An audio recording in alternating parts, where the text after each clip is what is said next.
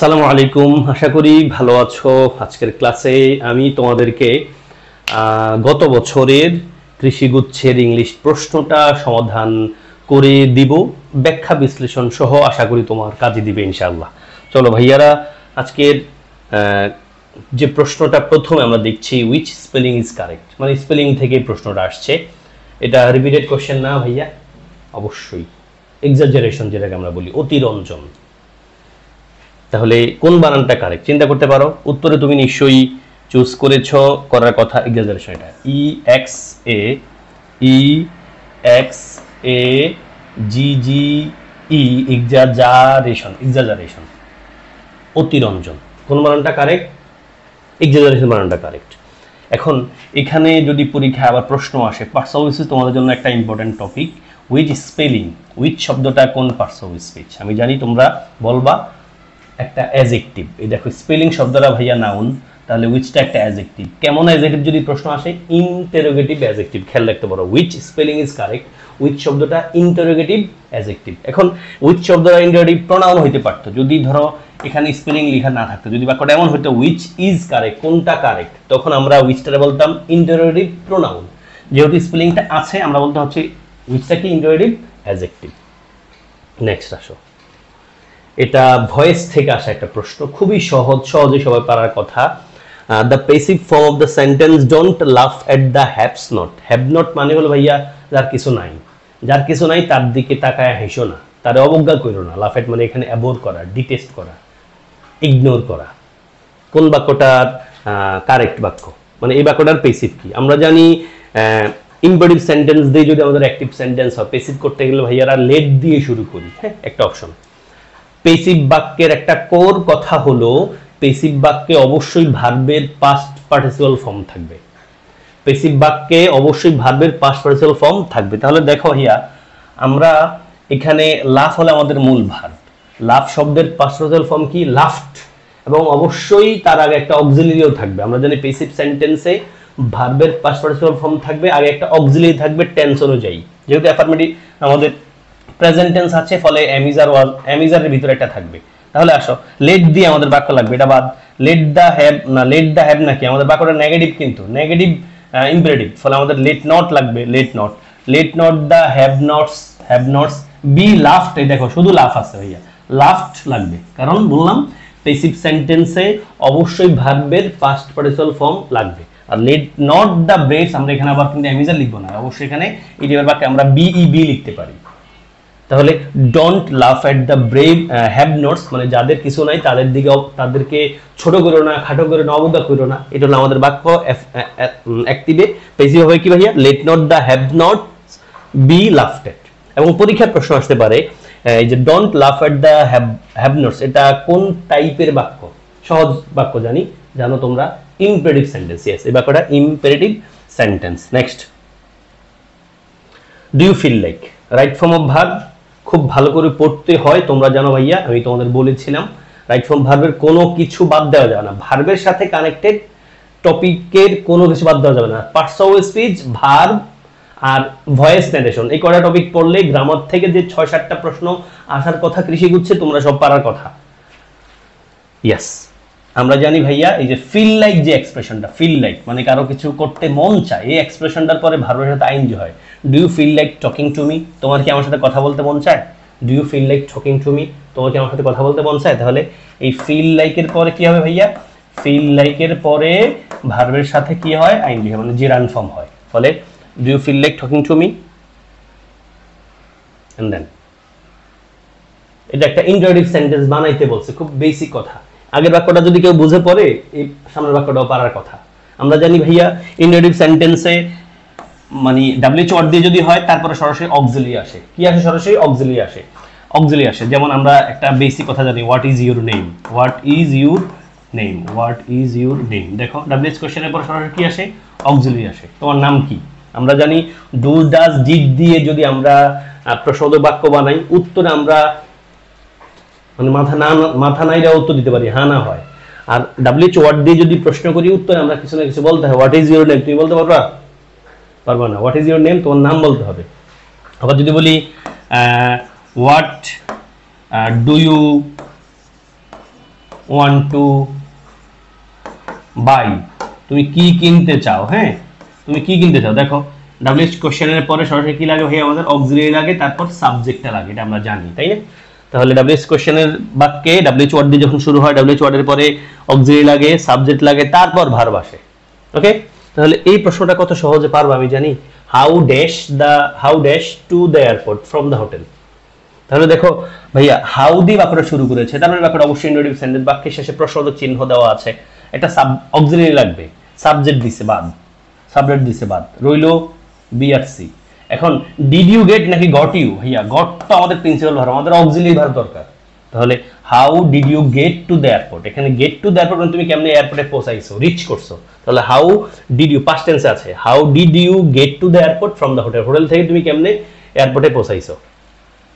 আশা করি তোমরা ক্লিয়ার হয়েছো। Then 5, Pantha had left his book dash the bed before he got dash his room. দেখো অবশ্যই কঠিন প্রশ্ন না, দুটা ব্ল্যাঙ্ক থাকা মানে আমরা মনে করি আপাতত কঠিন, বাট দুটা ব্ল্যাঙ্ক থাকলে ভাইয়া প্রশ্নটা ইজি। এই বাক্যটা রিডিং পড়া তোমার হেল্প করবে অবশ্যই। কেমনে দেখো ভাইয়া, এই প্রশ্নটা অনেকবার পরীক্ষা আসছে, তোমাদের কৃষিগুচ্ছ এসছে, আমরা জানি বিফোরের আগে পাস্ট পারফেক্ট হয়, দেখো আগে পাস্ট পারফেক্ট আছে, পরে পাস্ট ইনফিনিটিভ আছে। আমাদের প্রশ্ন যদিও গ্রামার বেসড না, প্রশ্ন আসছে ভোকেব বেসড। তাহলে পান্থ হ্যাড লেফট হিজ বুক, পান্থ রাইখা গেছে তার বই, লেফট এখানে ত্যাগ করা না আর কি, রাইখা গেছে তার বই কোথায়, বিছানার কি ভাইয়া, বিছানার কই রাখে, বিছানার উপরে বা নিচেতে রাখবে। অ্যাট বেড বলতে পারবা, ইন বেড নাকি বাই বেড নাকি অন বেড, আমি জানি উপরে বলতে তুমি অন বেড বলবা, শেষ, বাকিটা যা মন তা। একটা তো কারেক্ট হয়েছে, বাকিটা তুমি সহজ ধরতে পারছো। হ্যাঁ আমাদের পরীক্ষায় প্রশ্নকর্তারা মাঝে মাঝে অন 2 অপশন দিয়ে দেয়, তখন আমি দুইটা নিয়ে খেলতে হয়, বাট আমি তো কমপক্ষে 2টা অপশন কাটে দিতে পারছি। ফলে তুমি যদি কখনো 2টা ব্ল্যাঙ্ক পাও, তুমি প্রথম ব্ল্যাঙ্কটা তোমার কাছে কঠিন মনে হলে সেকেন্ড ব্ল্যাঙ্কটা দেখো মিলাইতে পারো কিনা, দেখবো ভাইয়া তুমি অবশ্যই 2টা ব্ল্যাঙ্কের মানে যে কোনো একটা ব্ল্যাঙ্ক সহজে পাচ্ছ, ফলে তুমি 2টা অপশন কেটে দিতে পারবা, কখনো 3টা অপশন কেটে দিতে পারো, তখন উত্তর পাই গেছো ডাইরেক্ট। ফলে Pantha had left his book on the bed, Pantha রাইখা গেছে তার বই কিসের উপরে, বেডের উপরে, before he got out of his room, তার রুম থেকে বের হওয়ার আগে সে তার বই রেখে গেছিল বেডের উপরে। তাহলে দেখো এই বিফোরের আগে পাস্ট পারফেক্ট, বিফোরের পরে পাস্ট ইনফিনিটিভ টেন্স, এবং বিফোর শব্দের কোন পার্টস হয়েছে যদি পরীক্ষা দেয় বলতে পারবো তো, বিফোর কোন পার্টস হয়েছে বলতে পারবো তো, বিফোরেরটা কনজাংশন। দেখো বিফোরের আগে একটা পুরো বাক্য আছে, বিফোরের পরে একটা পুরো বাক্য আছে। যারা পার্টস অফ স্পিচ নিয়ে ভেজালে আছে, মানে পার্টস অফ স্পিচ তুমি ক্লিয়ার হতে পারো না কোনোভাবে, ভাইয়ার বেসিক বিল্ডার্স নামে একটা সিরিজ আছে, আমি এটা রেকমেন্ড করি তোমাকে ভাইয়া, বেসিক বিল্ডার্স।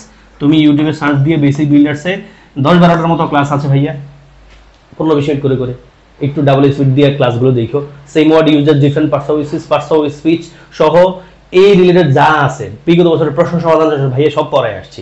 তুমি 100% parts of speech, same word user different parts of speech, এটা তোমার কাছে যত কঠিন মনে হোক তুমি আমার ওই ক্লাসগুলো করলে 100% তুমি ক্লিয়ার হবে ইনশাআল্লাহ, এবং পরীক্ষা 1-2টা প্রশ্ন পেয়ে যেতে পারো এখান থেকে, এবং খুব চান্স আছে parts of speech, same word user parts of speech থেকে একটা প্রশ্ন তুমি পাইতে, কমপক্ষে একটা, 3টাও আসছে কিন্তু হাইয়েস্ট তোমাদের এখানে 10টা প্রশ্নের মাঝে। ফলে ভাইয়ার উত্তর পাইছি কি ভাইয়া, B number, Pantha had left his book on the bed before he got out of his room. তারপর আসো, our next chemistry class is dash dash. কত সহজ প্রশ্ন, অবশ্যই কঠিন না ভাইয়া। আমি জানি কৃষিগুচ্ছের প্রশ্ন খুব বেশি কঠিন হয় না, যারা মোটামুটি পড়াশোনা করতে পারবে তারা অবশ্যই এখানে খারাপ করার সুযোগ থাকবে না। যদি ওনারা প্রশ্নের প্যাটার্ন চেঞ্জ করেন এই বছর কোনো কারণে, তখন হয়তো একটু কঠিন হতে পারে, বাট কঠিন হইলেও এমন হবে না যে তুমি পারবা না, যদি তুমি পড়াশোনাটা ঠিকঠাক করো, গ্রামারের যে টপিকগুলো তোমার পড়া দরকার ভাইয়া বলেছিলাম এগুলোর বেসিক ক্লিয়ার করো, প্রিভিয়াস কোশ্চেনগুলো ভালো করে পড়ো, বিসিএস কৃষিগুচ্ছের উত্তর নিশ্চয় তুমি জানি বলবো স্যার একটা নির্দিষ্ট সময় আছে 11টা নির্দিষ্ট সময়ের আগে আমরা অবশ্যই অ্যাট লিখি। দেখো ভাইয়া অপশনে অ্যাট আছে একটা জায়গায়, শেষ, তুমি আর কি নিয়ে কাজ করবা, আর একটা দিনের আগে আমরা অন বসাই, দেখো একটা পারলে তো তুমি উত্তর পেয়ে গেছো। ফলে our next chemistry class is at 11 o'clock on Tuesday, তাই না? Yes. Then 7, this price is by far dash one you can ever get from this phone. এটা ঢাকা বিশ্ববিদ্যালয়ে একটা প্রশ্ন আসলে এই মুডের, this is by far dash book. ভাইয়া বাই ফারের পরে আমরা একটা সুপারলেটিভ ফর্ম লিখি, সহজ হিসাব, যে you are by far the best teacher I have ever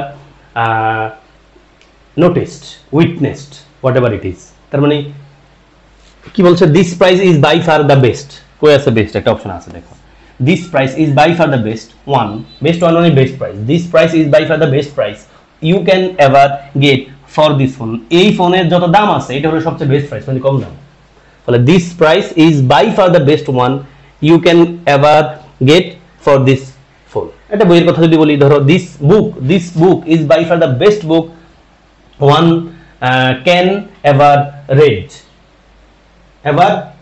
one can ever read তাহলে মূল পয়েন্ট হলো ভাইয়া বাই ফার এর পরে সোল্ডিভ ফর্মটা লাগবে তোমার by far the best one this price is by far the best one তাহলে রিডিং পড়ো এই বাক্যটা দেখো ভাইয়া কিন্তু তোমার গ্রামাটিক্যাল প্যাটার্নে সে অর্থ বোঝাতে পারবো না এই প্যাটার্নটা রিডিং পড়ো তোমার হেল্প করে পরীক্ষায় দেন আসো ভাইয়া তো পাইছি দ্য বেস্ট নেক্সট আসো তো she is dash the room a few minutes কত ইজি কোশ্চেন ভাইয়া অবশ্যই পারা উচিত তোমার আ ফিউ মিনিটস এগো ভাইয়া এটা ক্লু তোমার ক্লু হলো আ ফিউ মিনিটস এগো ক্লু অতীতের সময় উল্লেখ থাকলে যা নির্দিষ্ট সময় হোক বা অতীতের সময় জ্ঞাপক কোনো প্যাটার্ন হোক আমরা অবশ্যই সেই বাক্যটাকে পাস্ট ইনডিফিনিট টেন্সে লিখি কিছু কয়েক মিনিট আগে অতীতের কথা রেফার করছে না পাস্ট ইনডিফিনিট টেন্স লিখবা সাবজেক্টের পর এটা ভালো লাগবে ভার্ব কোথায় আছে পাস্ট ইনডিফিনিট টেন্সে ওই যে লিভ ভার্বের LEAVE লিভ ভার্বের পাস্ট মানে লেফট তাহলে she left the room a few minutes আগে কয়েক মিনিট আগে হেঁটে রুম ত্যাগ করছে রুম সাইডে চলে গেছে তারপর আসো ভাই আমাদের 8 নম্বর ডান 9 আসো he does not seem to be ashamed dash his conduct ভাইয়া এই প্রশ্ন কতবার আসছে রে বিশেষ পরীক্ষার প্রশ্ন বটে এই প্রশ্নটা মেডিকেল ভর্তি পরীক্ষা একবার এসেছিল মানে বাক্যটা এরকম না বাট মূল কথা এক্সাম্পলের পরে কোন প্রিপোজিশন বসে এই মোডে তাহলে he does not seem to এখানে খেয়াল রাখো ভাইয়া সিম ভার্বের পরে ইনফিনিটিভ হয় দেখো seem to be he does not seem to be ashamed শব্দটার পরে অবশ্যই প্রিপোজিশন কি লিখো তোমরা আমি জানি অফ লিখবা লজ্জিত হওয়া he does not seem to be ashamed of his conduct সে তার কাজের জন্য লজ্জিত না সেটা খারাপ কাজ করছে তাও ওটা নিয়ে সে লজ্জিত না ইংলিশ নিয়ে যদি তোমাদের মধ্যে কারো খুব প্যারা থাকে মনে করো স্যার আমি বেসিক একবার দুর্বল ইংলিশ কিছুই পারি না তুমি চাইলে ভাইয়ার একটা পেইড কোর্সে জয়েন করতে পারো যেখানে গ্রামার ভোকাবুলারির জন্য তোমার যা যা দরকার সব কিছুর একেবারে বেসিক থেকে ভাইয়া পড়াইছি বিসিএস পরীক্ষার বিগত বছরের সবগুলো প্রশ্ন পাবা আমি পড়াইছি তুমি ভোকাবুলারি পিডিএফ পাবা স্পেশাল সেটার উপর এক্সাম দিতে পারবা চাইলে ভাইয়ার কোর্সে জয়েন করতে পারো স্ক্রিনে দেওয়া নাম্বারে কোর্স ফি মাত্র 510 টাকা তুমি চাইলে মাত্র 300 টাকা আমার এই কোর্সটা অ্যাভেল করতে পারো দেন উত্তর পাইছি ভাইয়ারা কি ashamed of his conduct 10 sometimes I wish dash the guitar দেখো ভাই I wish দিয়ে তোমাদের কৃষি হচ্ছে আগেও প্রশ্ন আসছিল ভাইয়ারা জানি উইশ দিয়ে যে বাক্য হয় উইশের পরে আমরা পাস্ট ইনডিফিনিট টেন্স লিখি আই উইশ আই ড্যাশ দেখো একটা জায়গায় পাস্ট ইনডিফিনিট ফর্ম আছে এটাই I wish I could play the guitar এখানে প্লে দ্য গিটারটার রিডিং করো প্লে দ্য গিটার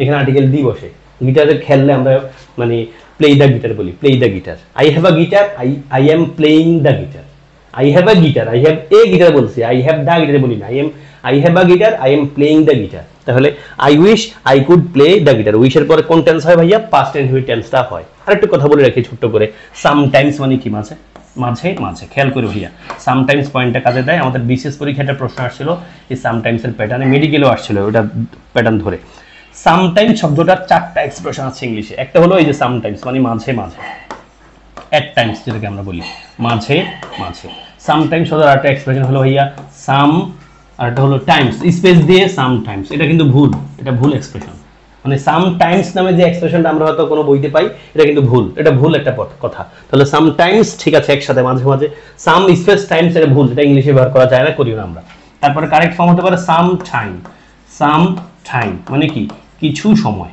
সাম মানে কিছু টাইম মানে সময় কিছু সময় আমি প্রশ্ন দেখাবো একটা বিশেষ পরীক্ষা যেটা আসছিল আর একটা প্যাটার্ন আছে ভাইয়া সাম টাইম এবার হলো এই সাম টাইমটা একসাথে সামটাইম এস নাই কিন্তু সামটাইম মানে হলো কোনো এক সময় সেটা অতীতের কোনো এক সময় হতে পারে ভবিষ্যতের কোনো এক সময় হতে পারে তাহলে 4টা এক্সপ্রেশন সামটাইমস মানে মাঝে সাম স্পেস টাইমস এটা ভুল আর সাম স্পেস দিয়ে টাইম এটা দ্বারা কি বোঝায় ভাইয়া কিছু সময় আর সামটাইম একসাথে ভবিষ্যতের কোনো এক সময় বা অতীতের কোনো একটা সময় বিশেষ পরীক্ষার প্রশ্ন যেটা এসেছিল বিশেষ পরীক্ষার একটা প্রশ্ন আসছিল এরকম he spent dash time with না dash time না সরি ভাইয়া বাক্যটা ছিল এরকম dash time এর জায়গা ছিল he spent dash with his parents. এখন অপশনে কি লিখবা? অপশনে কি এই অপশনে তুমি লিখবা some time, A number, B নাম্বারে some times, C number some time, আর ডি নাম্বারে ধরো ভাইয়া দিলাম সাম, আর স্পেস দিয়ে কি লিখলাম, সাম টাইম লিখলাম, সাম টাইম দিলাম, আর সাম টাইমস দিয়ে দিলাম, সাম টাইমস উপরেরটা। উত্তর তুমি নিশ্চয়ই লিখবা সাম টাইম, কিছু সময়। তাহলে বাকি অর্থ বুঝতে হবে এখানে। হি স্পেন্ড, সে ব্যয় করেছিল কিছু সময় উইথ হিজ প্যারেন্টস, তার বাবা মার সাথে। তাহলে সাম টাইম লাগবে এখানে, some S O M E some, আর T I M E time, some time. তাহলে he spend some time with his parent, সে ব্যয় করেছিল কিছু সময় তার বাবা মার সাথে। এই ছিল আজকের ক্লাস। ক্লাস করে যদি উপকার পাও, তোমার বন্ধুদেরকে একটু শেয়ার করে দেখার সুযোগ করে দিও, ক্লাসে রিঅ্যাকশন দিও, আমাকে দয়া রাখিও। আমি তোমাদের সারার উপর বেস করে চেষ্টা চালাবো তোমাদের জন্য আরো কিছু ক্লাস নেওয়ার জন্য। আসসালামু আলাইকুম ওয়া রাহমাতুল্লাহ।